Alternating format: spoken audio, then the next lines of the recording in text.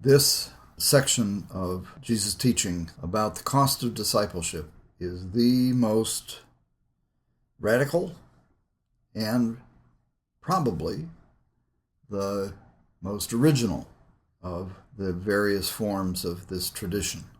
The dynamic of this is important to recognize that the audience, when we're telling this story, is addressed as the crowds that are following Jesus on his journey up to Jerusalem. And so, in contrast to the commentaries, this is not addressed to readers who are reading and thinking about this. This is addressed to people in Luke's audiences who are hearing the story now of Jesus setting his face and going to Jerusalem. And they are being addressed as people who are in the crowds who were following him. So Jesus is addressing people who are interested in him, but who are not disciples. And so this series of sayings is about the conditions of real discipleship and what is required for following Jesus on his way. That phrase, following him on the way, is not in this particular story, but it is part of the whole framework of the journey to Jerusalem, is following Jesus on the way. So the experience of hearing the story is then an experience of a kind of vicarious participation in Jesus' journey to Jerusalem. These instructions are then very confrontational. There are three conditions that Jesus identifies: the willingness to leave family ties, the willingness to face radical self-denial, including martyrdom, and the willingness to give up one's material possessions. The context of this and of the hearing of this by Luke's audiences is in the aftermath of the Jewish war. And the expectations that Jesus is identifying are not unlike the expectations, the requirements, the conditions of being a soldier in an army. You have to leave your family, you have to be willing to die, and you basically give up your material possessions. So it is not unlike the conditions that were present for those who were recruited for the multitude of armies that were formed in the ancient world. But this is joining Jesus' band as part of a movement that is establishing a different kind of kingdom. So these conditions are stated harshly. If anyone wants to come after me, they must hate their father and their mother and their wives and their children and their brothers and sisters and even their own lives. Now, the word that is used there is unambiguously a word that means to hate. And it is the opposite of love. It is the opposite of attachment.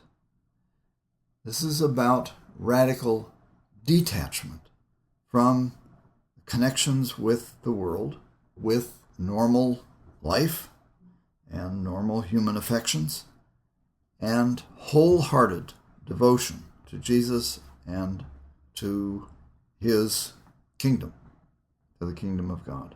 The parables are about sober, mature self-examination.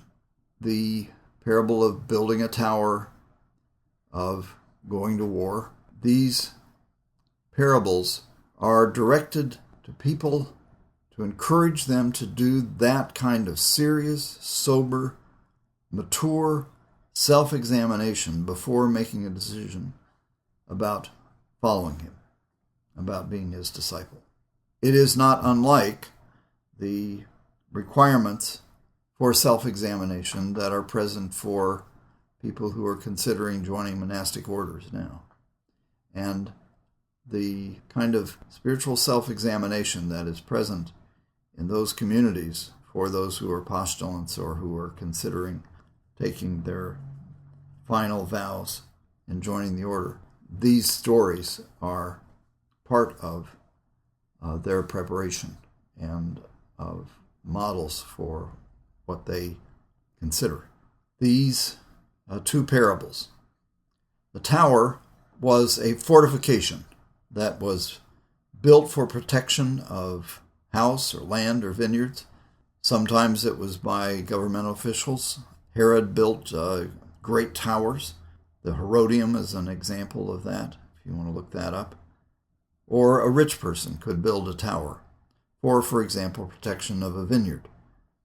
And that is even present in Jesus' parable in Mark 12, where he describes a landowner who constructed a vineyard, and he built a tower. The purpose of the tower was so that people could be up in the tower and could have sight lines for the entire land so that they could identify if anybody was sneaking onto the land to steal fruit or to take stuff and so on. The preparation that was involved in building a tower is all about construction, and the basic character of the parable then is if you start to build a tower and you build a foundation and then are unable to complete the tower, that other people will come by and make fun of you because you started and you couldn't finish the tower. Likewise, the parable of the king is addressed not to private finances, but to national policy. And it is about calculating whether or not you're able to win the battle or whether you need to sue for peace because the king who is coming has twice as many troops. So the calculation is then, what's going to happen? And can I finish this? That then becomes the metaphor for, if I enter this battle, is this something that I can win? So it's a matter of sober calculation and examination. And the conclusion of this series of sayings is that anyone who wants to become his disciple must say goodbye to all that he has. That is, no one who is not willing to give up all their possessions is able to be a disciple of Jesus. This is the most radical statement of these conditions of discipleship.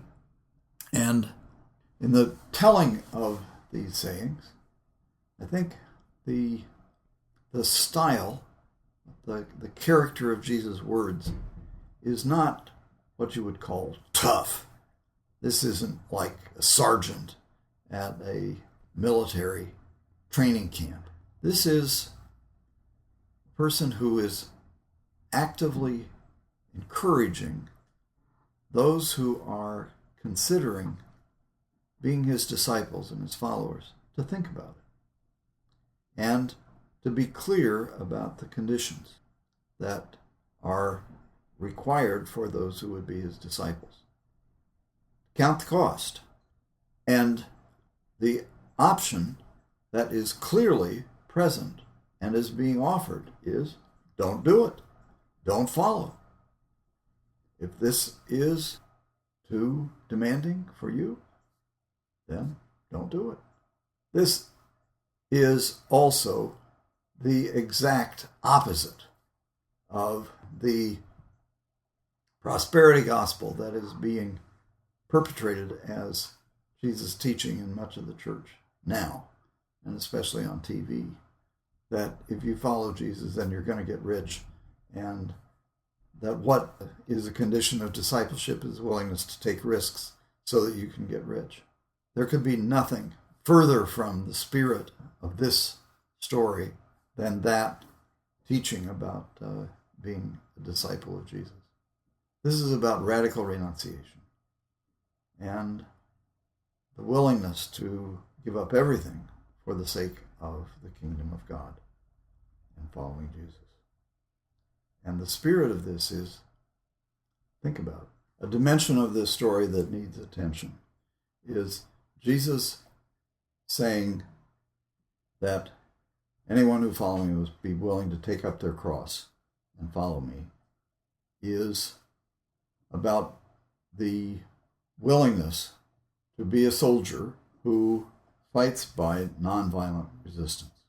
There's a way in which this thing is the antithesis of being a soldier. That expectation was that you'd take up a sword and kill your enemies and be willing to die in the process. This is taking up your cross as a sign of nonviolent resistance to the powers of this age and being willing then to die as the ultimate conclusion of nonviolent resistance and of nonviolent commitment to the government of God in the world. The story throughout the whole of the gospel is about Jesus providing an example of that way of life. And so the journey up to Jerusalem is a journey of learning these ways of discipleship that Jesus is both teaching about and doing in his own